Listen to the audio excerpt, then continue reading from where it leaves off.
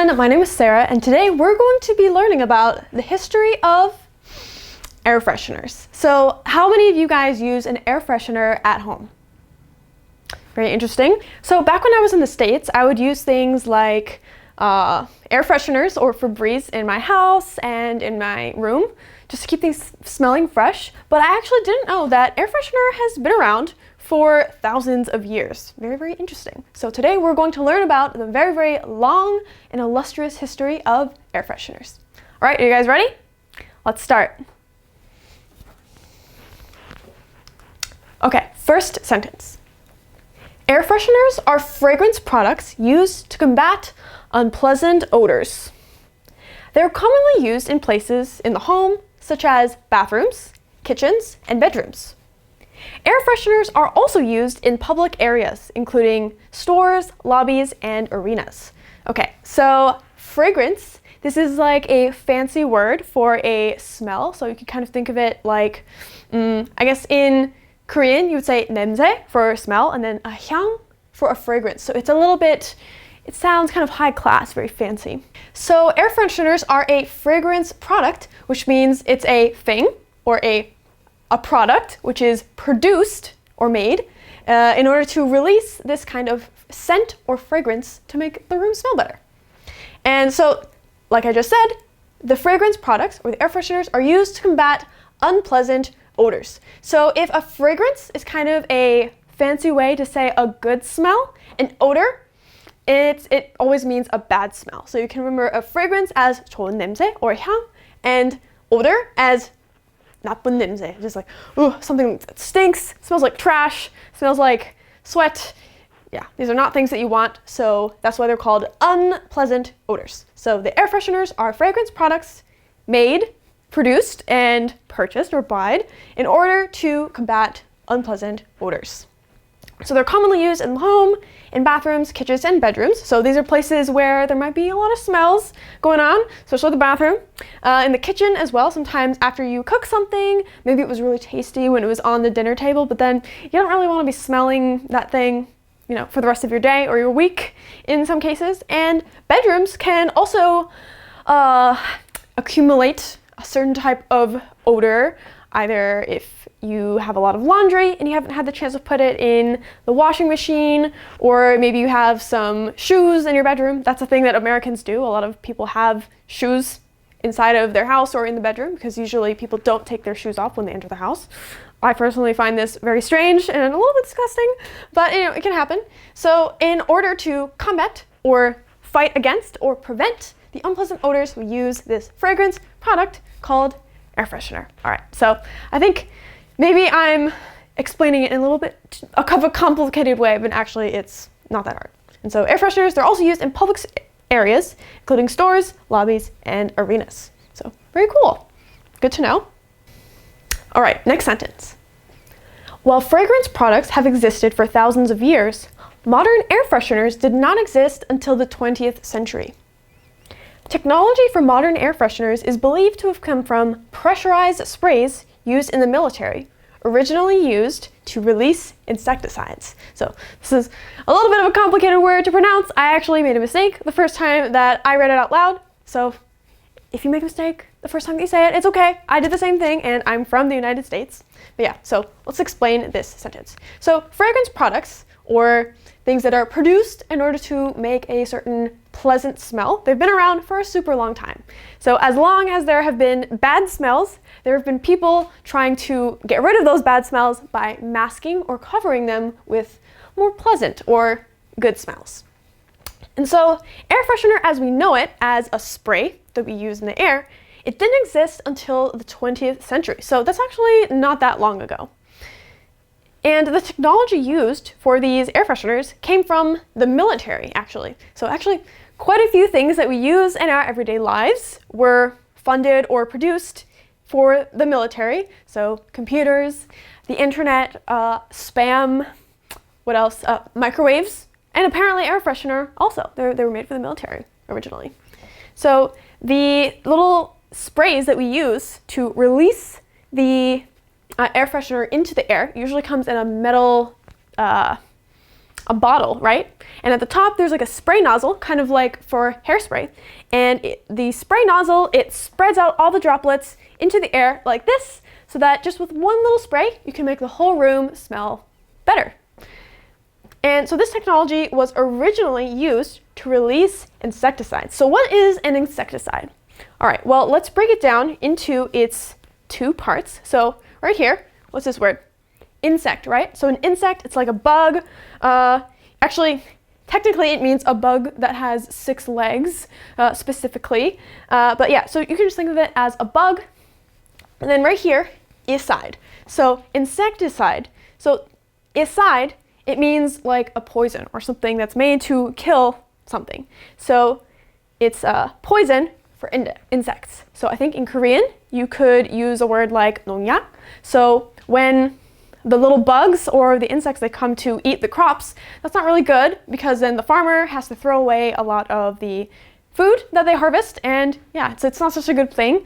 Money gets wasted, food gets wasted. So what a lot of farmers will do is they'll spray insecticides or 농약 onto the plants so that it doesn't bother the plant's growth, but it prevents insects or bugs from eating the plant. So some people have big opinions about insecticides, but apparently insecticides and the history of air freshener are connected. Who knew? Very, very interesting. Okay, so long story short, fragrance products have been around for a really long time, but air freshener coming from an aerosol can, like a hairspray can, hasn't been around for that long. And the reason why it was invented more recently was actually originally so that the military could spread insecticides onto crops. So this is very interesting stuff. Definitely would not have known this if I had not read this article and made this video. All right, what happened next? The first commercial air freshener came out in 1948. It would release aromatic mist that remained in the air for a certain amount of time.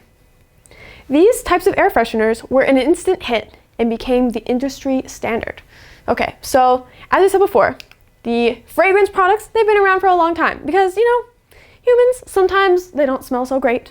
And the things that we are around, they don't smell so great. And we like good smells. We like fragrances or aromas. We don't like odors because they don't smell so good. So people made kind of natural air fresheners like candles or using oils in the room.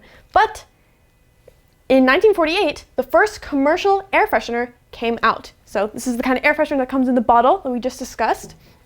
So yeah, it's, I believe, about 70 years ago. So actually not that long ago. So this word here, aromatic, it's just the adjective form of the word for aroma, which is another word for fragrance. So an aroma and a fragrance, usually those are good smells, things that we like to smell.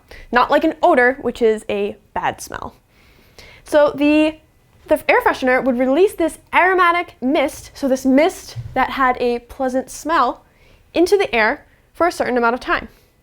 And, you know, people, as I mentioned before, they don't like to smell bad things. They don't like to smell, you know, nasty odors from food or people's bodies or anything like that. So because there was this demand to create a product that would get rid of the unpleasant odors that existed, they were an instant hit, which means they became very, very popular very, very quickly.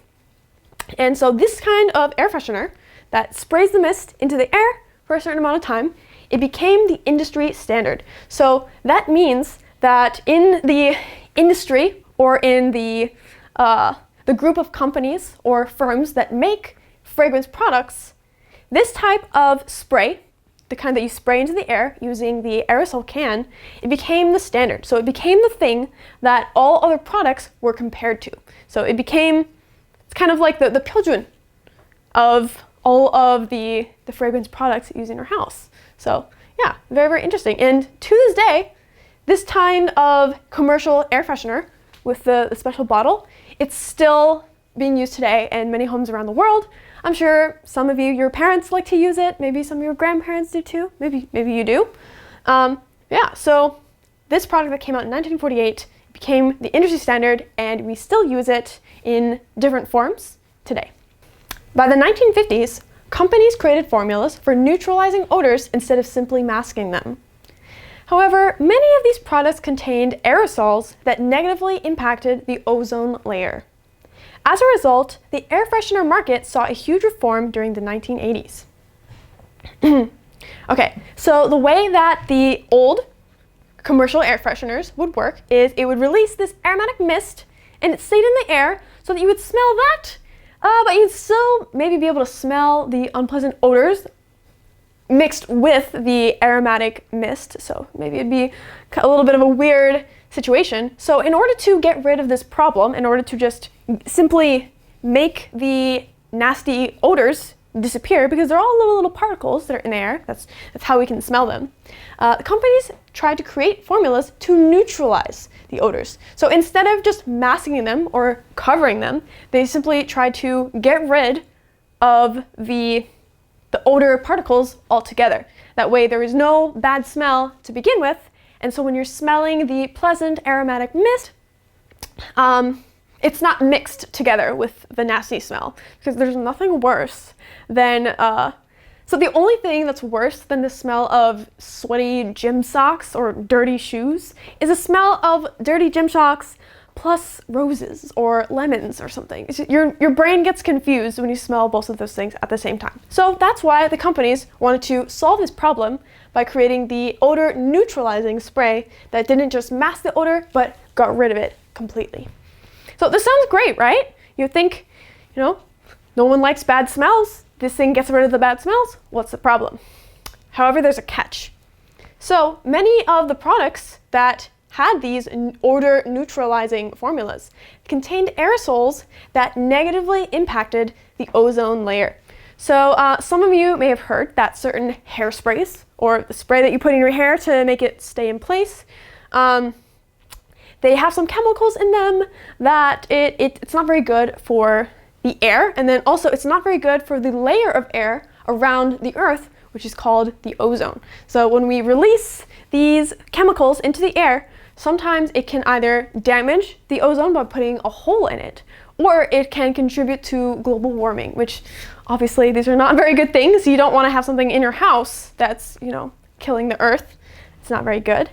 So as a result of this discovery that the odor neutralizing formulas contained aerosols that negatively impacted the ozone layer, because of this, the air freshener market had a huge reform during the 1980s. So that means that during the 1980s, there was a big change, so a huge reform. So I think, I believe reform in Korean is 혁신. So when you're trying to make a big change, not just to one thing, but to the entire system, you can call that a reform. So now there are new laws and rules that pertain to the production of air fresheners so that we don't have these negative consequences where, your lemon fragrance that you use in your room is putting a hole in the ozone layer, because no one wants that, right? All right, well, that is all for today's video. I hope that you guys enjoyed it. And if you did, make sure to give us a like and subscribe in the comment section below. And if you have any questions, comments, or suggestions, you can let us know anytime, either by emailing us or letting us know right here. All right, well, all of you have a wonderful, wonderful day. Hope it's full of pleasant fragrances and aromas and no nasty odors. And I'll see you guys again next week. All right, bye.